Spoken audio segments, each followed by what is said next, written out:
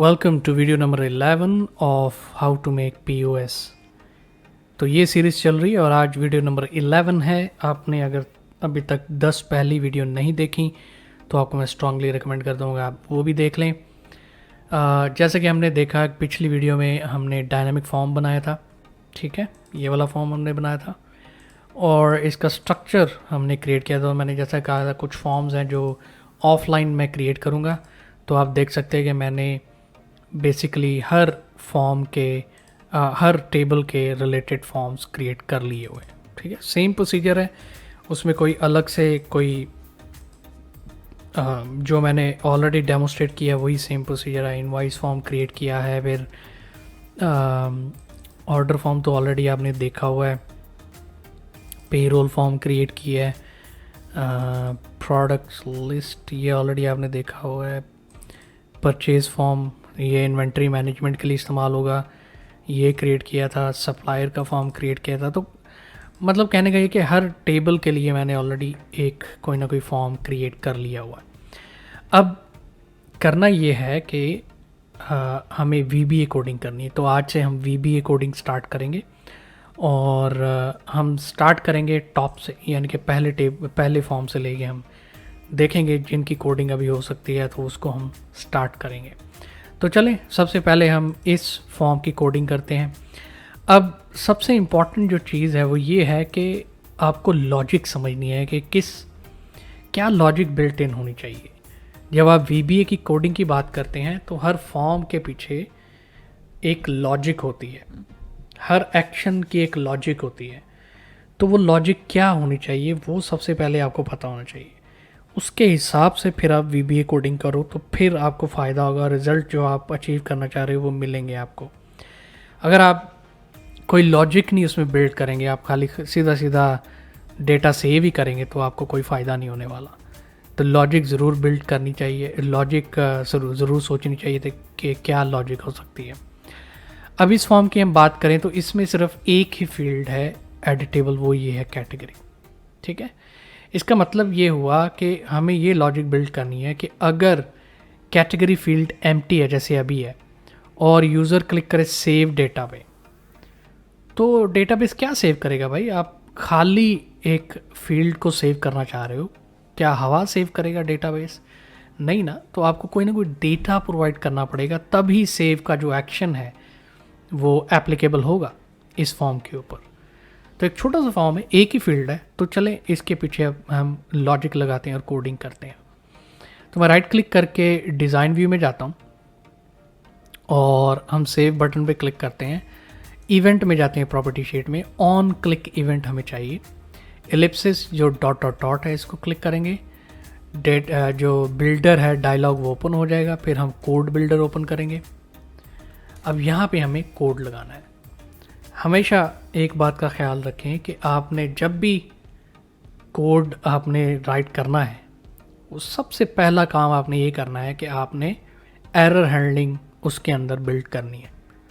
तो error handling बहुत ज़रूरी है। एरर हैंडलिंग के बगैर अगर आप कोड लिखेंगे तो आप डाउन द लाइन आपको प्रॉब्लम आ सकता है। अगर कोई फॉर एग्ज़ाम्पल स्ट्रक्चर में प्रॉब्लम है, VBA कोडिंग में प्रॉब्लम है और यूज़र को आपने दे दिया डेटाबेस और वो आपके बैकएंड में आ सकते हैं, डिबग कर सकते हैं और मज़ीद जो आपका कोड है उसको ख़राब कर सकते हैं।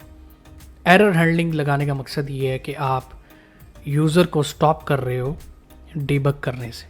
सो डिबग करने से आप रोक रहे हो यूज़र को, उसलिए आप एरर हैंडलिंग लगाते हो। तो मैंने ऑलरेडी एरर हैंडलिंग का कोड लिख के रखा हुआ है। मैंने ये पहली सीरीज़ में भी एक्सप्लेन किया था ये पूरा एरर हैंडलिंग का कोड, अभी इसलिए मैं सिर्फ कॉपी एंड पेस्ट ही कर रहा हूँ। तो अगर आपको ये लिखना है आप पॉज करें वीडियो को और आप टाइप कर लें आप अपने नोटपैड पे जैसे मैंने किया हुआ। अच्छा जी, अब लॉजिक क्या लगानी है? लॉजिक ये सबसे पहले लगानी है कि हमें ये चेक करना है सबसे पहले कि ये फील्ड कैटेगरी जिसका नाम है ये इसमें कुछ टाइप हुआ है कि एम्प्टी है ये फील्ड। सबसे पहला हमने काम ये करना है, चेक करना है। सो हम इसमें जाके कोड लिखते हैं, if is null, is null के मतलब खाली है। क्या चीज़? Me dot category dot value is equal to true.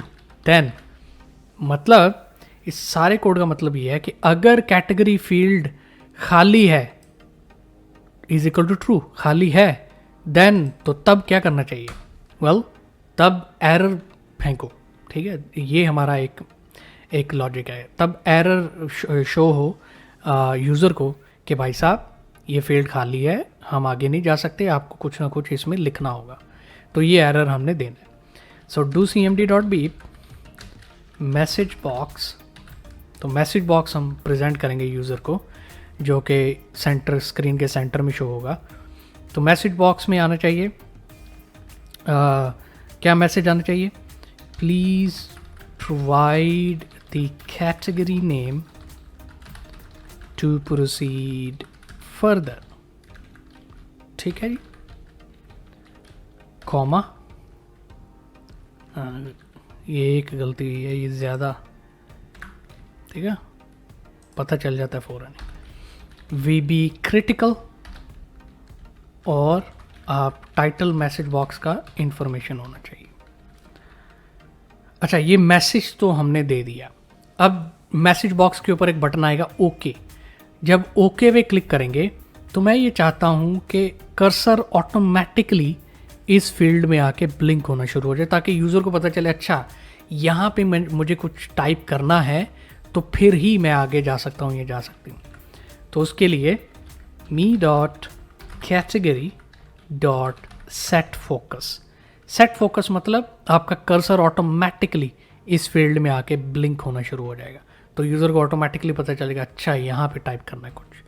तो ये एक बहुत अच्छा यूज़र फ्रेंडली फीचर है जो आप बिल्ड कर सकते हैं, और जिसकी मदद से आपकी जो एप्लीकेशन है वो ज़्यादा यूज़र फ्रेंडली बन सकती है। तो ये हमने कोड लिख लिया ये चेक करने के लिए कि ये खाली है कि नहीं। अगर खाली है तो मैसेज दो, एरर दो, और अगर खाली नहीं है तो फिर क्या करना चाहिए? वेल फिर सेव करना चाहिए, एल्स, ठीक है, एल्स। तो इसमें आप आगे कोड लिख सकते हैं, एल्स डू cmd.beep, इससे पहले डू cmd.save, फिर आप मैसेज बॉक्स थ्रो करें। अगर सब कुछ सही है तो मैसेज बॉक्स ये होगा कि the category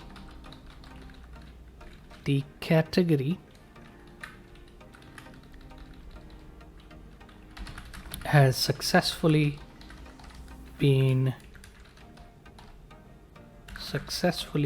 created, dot comma, और ये VB इंफॉर्मेशन टाइप होगा, क्योंकि अभी एरर नहीं दे रहे हम, अभी खाली हम इंफॉर्मेशन दे रहे हैं कि भाई साहब आपने सब कुछ प्रोवाइड कर दिया है, वेल डन, डेटा सेव हो गया, कैटेगरी क्रिएट हो गया, और एंड इफ से हम इसे क्लोज कर देंगे। तो ये हो गया जी हमारा कोड ब्लॉक। डीबग कर लें कि आपने कोई गलती तो नहीं की, सेव कर लें, और नेक्स्ट स्टेप ये है कि हमेशा टेस्ट करें कि जो आपने कोड लगाया है वो सही काम कर रहा है कि नहीं। अब हमने जो लॉजिक लगाई थी उसको हम चेक करते हैं कि ये फील्ड खाली है, तो इसमें कुछ भी टाइप किए बिना हम सेव बटन पे क्लिक करते हैं तो देखते हैं क्या होता है।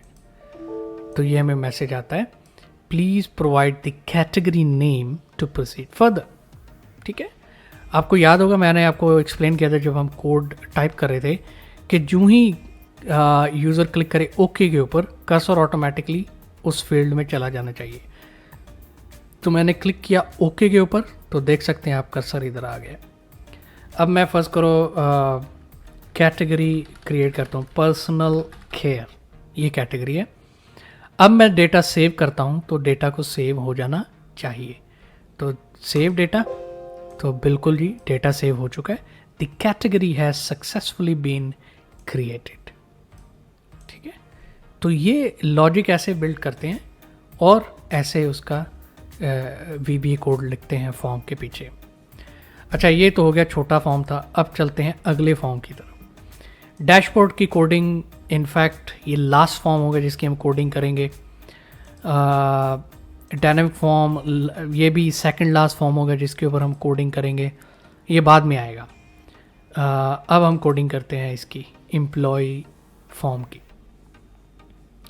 अब ये एम्प्लॉयज़ फॉर्म है, इसमें कुछ फील्ड्स जो हैं वो मैंडेटरी हैं, वो इन्फॉर्मेशन मैंडेटरी चाहिए वो कौन सी इन्फॉर्मेशन है? Employee name, father name, CNIC number, mobile number, address, designation, basic salary, allowance, user ID, start date.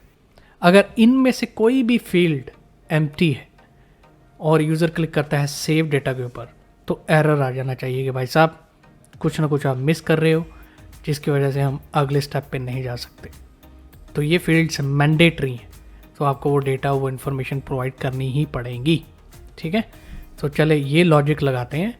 अगर सब कुछ फिल किया हुआ है तो फिर ऑटोमेटिकली सेव हो जानी चाहिए एम्प्लॉयज़ की इन्फॉर्मेशन, और उसके स्टेटस और स्टेटस डेट भी इधर अपडेट हो जानी चाहिए automatically.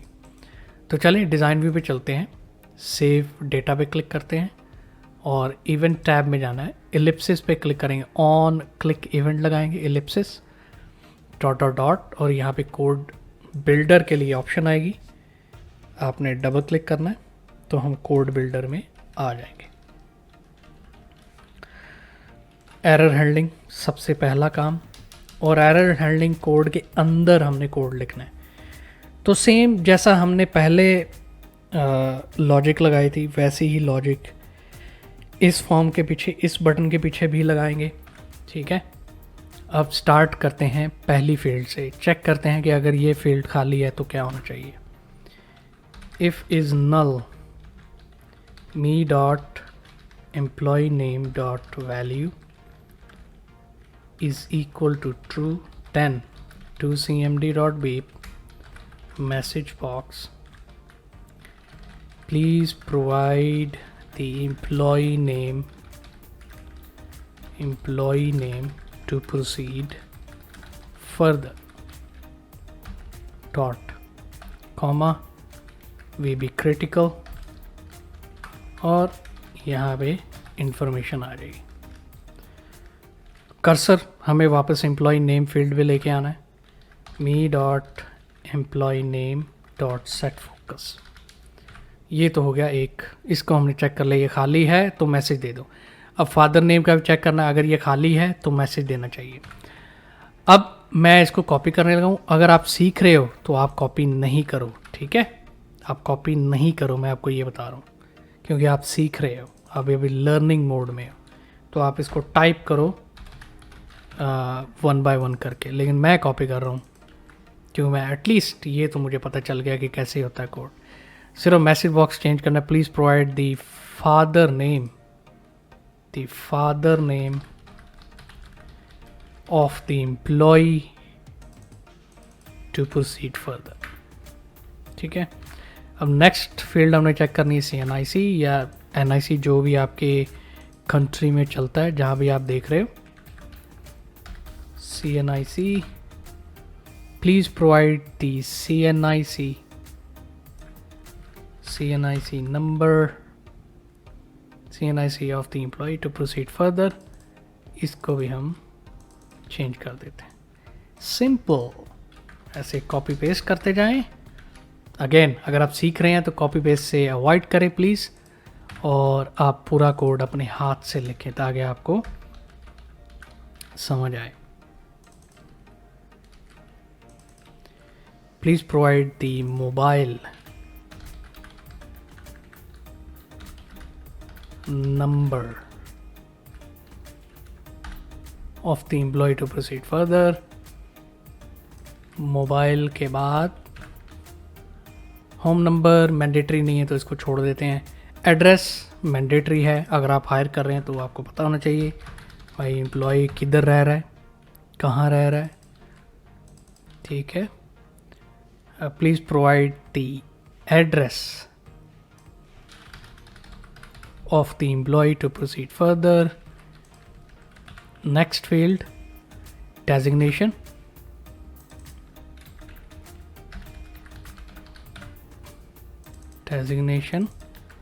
please provide the designation of the employee to proceed further। Then basic salary, ये इन्फॉर्मेशन आनी चाहिए। Basic salary, please provide the basic salary information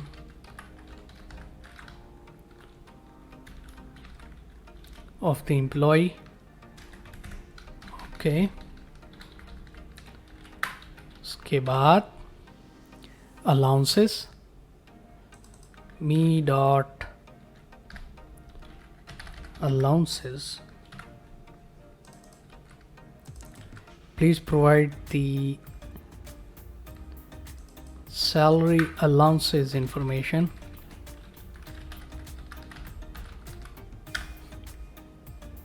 of the employee.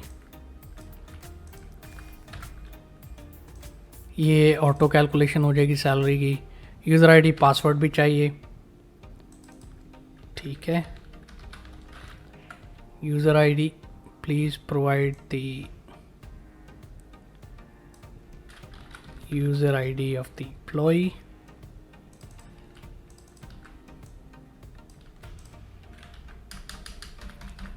Next हमारे पास आ जाएगा password.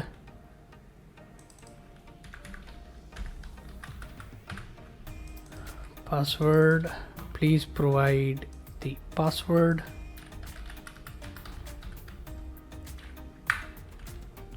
of the employee. Last जो है वो स्टार्ट डेट आ जाएगी. मैं उम्मीद करता हूँ आप कुछ समझ रहे होंगे क्योंकि मैं जल्दी कर रहा हूँ.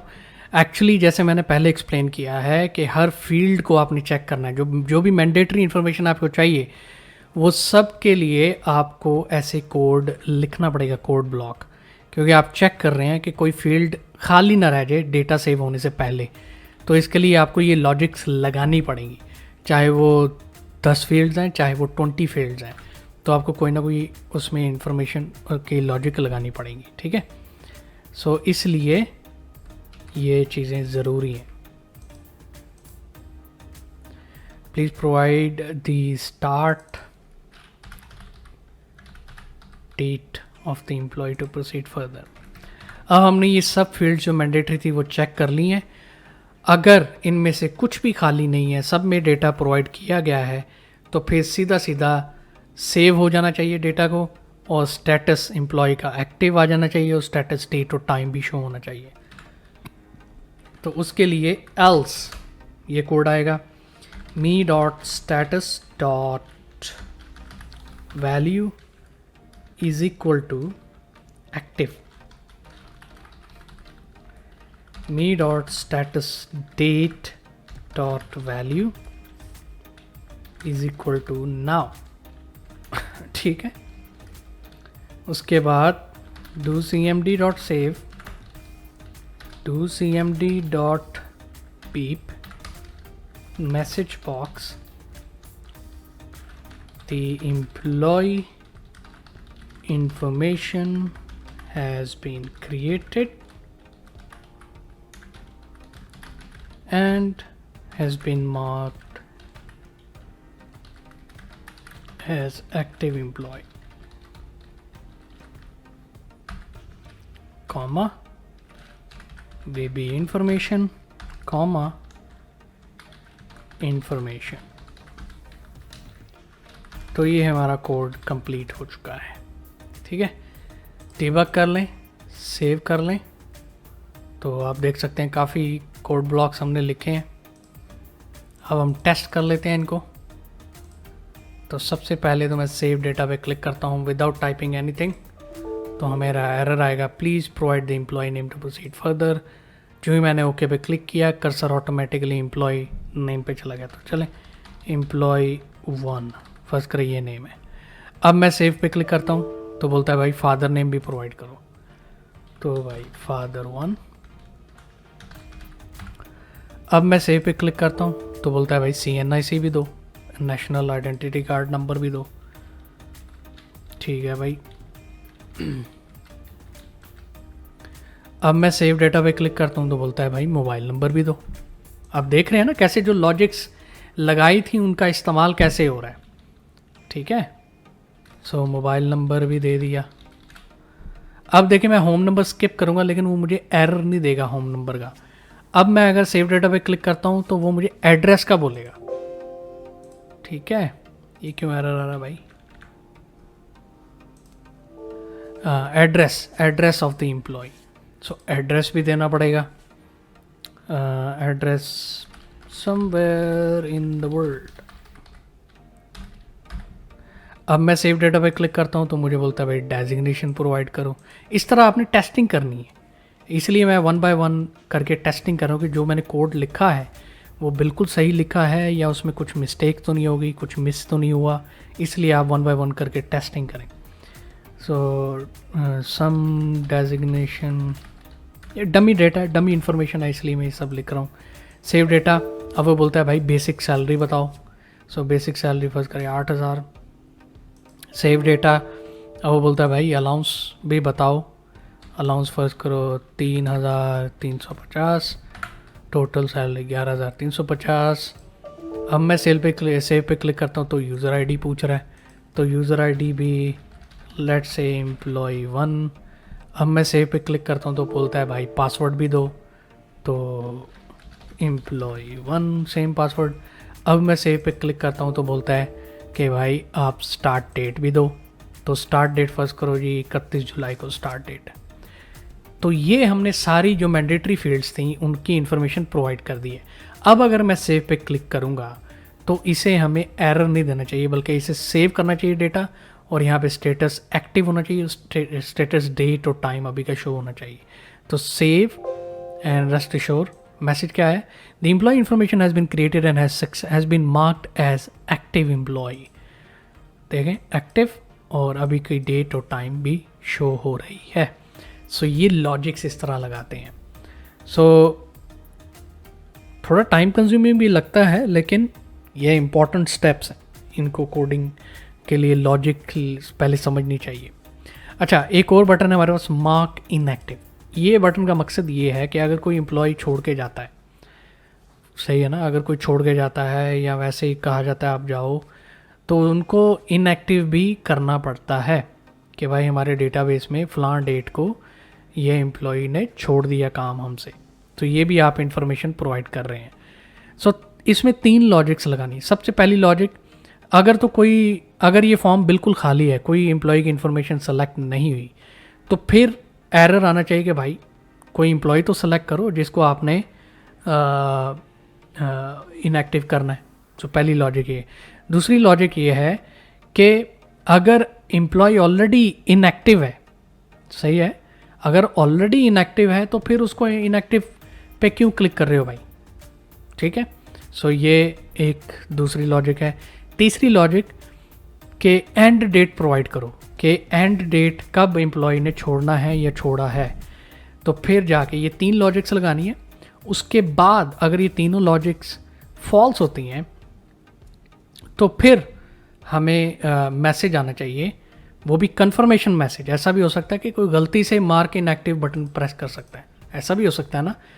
तो ऐसा ना हो कि अगर आप यूज़र फ्रेंडली डेटा होना चाहिए, यूज़र फ्रेंडली होना चाहिए आपका सॉफ्टवेयर, तो आप कंफर्मेशन मैसेज थ्रो करो। जब जो ही किसी ने क्लिक किया यहाँ पे एक कंफर्मेशन मैसेज आना चाहिए कि भाई साहब are you sure you want to make this employee as inactive, are you sure. तो यूज़र क्लिक करेगा यस, तो फिर ही जाके इनएक्टिव होगा, नहीं तो नहीं होगा। तो ये हमने बिल्ड करना है मार्क इनएक्टिव के पीछे। तो चलिए मैं सेलेक्ट करता हूँ मार्क इनएक्टिव बटन। इसके भी ऑन क्लिक इवेंट पे जाते हैं, dot dot dot code builder, और यहाँ पे हम सबसे पहला काम क्या करना है? Error handling. ठीक है, ओके। सो चले, सबसे पहली logic, if is null me dot employee name dot value is equal to true, then to cmd dot beep message box, this action cannot be performed as no employee has been selected, comma be critical, comma, और ये title होना चाहिए information. else if me dot status dot value is equal to inactive, कि भाई already inactive है तो फिर भी ये लॉजिक लगानी है ना, फिर भी उनको बताना है कि भाई साहब किधर ये ऑलरेडी इनएक्टिव है, आप क्यों दोबारा इनएक्टिव करने के चक्करों में. So message box this action cannot be performed as the employee has already been marked as inactive, comma, will be critical, comma, information. ओप एंड इफ क्यों कर रहे हो भाई. अच्छा एक और logic, else if is null me dot end date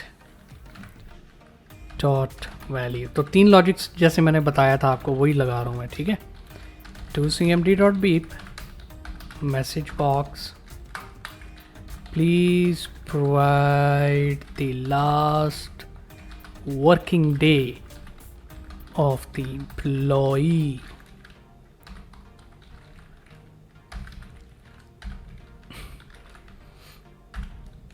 Okay. और इस पे हम फोकस सेट कर सकते हैं, me dot end date dot set focus.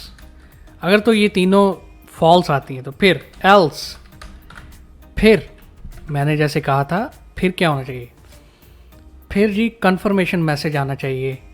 और वो कंफर्मेशन मैसेज लिखने के लिए कोड थोड़ा सा अलग होगा. तो ये जो अब मैं कोड लिखने लगा हूँ ये कंफर्मेशन मैसेज के लिए. Are you sure that you want to mark this employee as inactive, ये कंफर्मेशन मैसेज. और 2 बटन जो शो होने चाहिए यूज़र को यस और नो के, ठीक है, क्वेश्चन मार्क के साथ. तो ये हम अभी कोड लिखने वाले. तो उसके लिए हम dim response as integer, response is equal to message box. क्या मैसेज बॉक्स में आना चाहिए, are you sure, are you sure that you want to mark the selected employee as inactive, question mark. 2 button आने चाहिए, V B question plus V B yes no, ठीक है, yes no का button. और इसका टाइटल होना चाहिए choose option.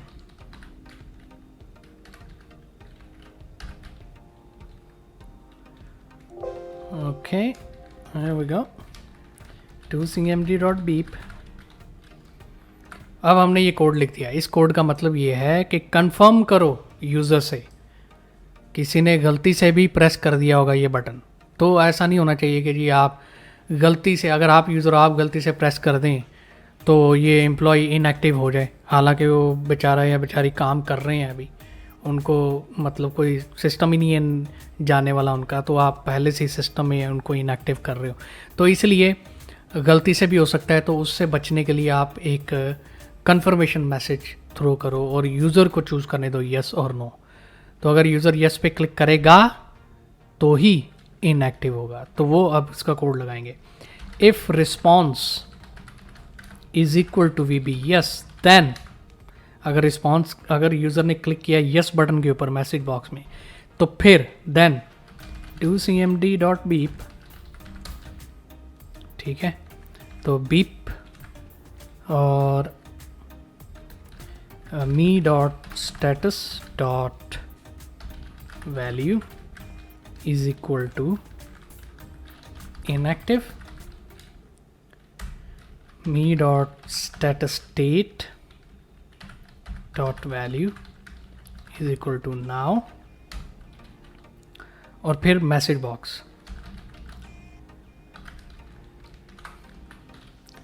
the selected employee has been marked as inactive. Comma VB, किधर गलती हो रही है भाई, मैसेज बॉक्स, इधर मैसेज बॉक्स,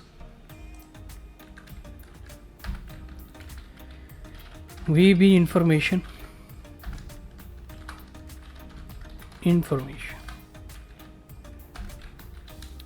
अगर यूज़र ने क्लिक किया नो के ऊपर तो फिर क्या होना चाहिए, डू नथिंग, फिर कुछ भी नहीं होना चाहिए। इसको क्लोज करें एंड इफ के साथ, एंड इफ। बहुत सारी टाइपिंग मिस्टेक हो रही है आज। ऑलराइट, तो हमारा हो गया कोड पूरा। अब हम इसको करते हैं चेक, टेस्ट। तो चले अब हम चलते हैं, जो पहली लॉजिक थी एंड डेट चेक करते हैं। हमने नहीं डाली तो बोलता है कि भाई please provide the last working day. Cursor उधर चला गया, तो मान ले फर्ज करो आज की लास्ट वर्किंग डे है। अब जो ही मैं क्लिक करूँगा मार्क इनएक्टिव, तो हमें कंफर्मेशन मैसेज आना चाहिए कि भाई साहब आर यू श्योर, ठीक है ना, are you sure that you want to mark the selected employee as inactive question mark. अगर मैं बोलता हूँ नो तो फिर कुछ भी नहीं होगा, कुछ भी चेंजेस नहीं होगी। अब अगर मैं क्लिक करता हूँ यस, तो फिर मैसेज आएगा the selected employee has been marked inactive. Okay, so status भी इनएक्टिव है, स्टेटस डेट और टाइम भी ऑटोमेटिकली आ गया है। तो ऐसे लॉजिक्स बिल्ड करते हैं, ऐसे वे भी कोड लगाते हैं। ये तो अभी स्टार्ट है, पिक्चर तो अभी बाकी है, क्योंकि हमने काफ़ी बड़े बड़े फॉर्म्स की कोडिंग करनी है। तो अगर आपको ये वीडियो पसंद आई तो लाइक का बटन ज़रूर प्रेस कर दें, ताकि यूट्यूब को पता चले कि आप लोग इसको पसंद कर रहे हैं। कमेंट्स में मुझे ज़रूर बताएं अगर आपने कुछ सीखा, अगर नहीं भी सीखा तो मुझे ज़रूर बताएं। और अगर आपने अभी तक सब्सक्राइब नहीं किया तो भैया सब्सक्राइब कर लें और बेल के आइकन भी हिट कर दें ताकि आपको नोटिफिकेशन मिले। और स्टे ट्यून, आपको बहुत एक्साइटिंग VBA की वीडियोस आने वाली हैं। हर हफ्ते में आपको 2 से 3 वीडियोस मैं अपलोड करूँगा। So thank you very much. कुछ लोग हैं जो मुझे मैसेज करके कहते हैं कि आप वीडियो अपलोड करें। थैंक यू वेरी मच, आपका बहुत बहुत शुक्रिया। आप वीडियोस देखते हैं और वेट करते हैं, तो थैंक यू सो मच। मैं यही उम्मीद कर सकता हूँ कि जो मैं दिखा रहा हूँ, जो थोड़ी बहुत कोशिश कर रहा हूँ, इससे किसी का फ़ायदा हो जाए तो अच्छी बात है।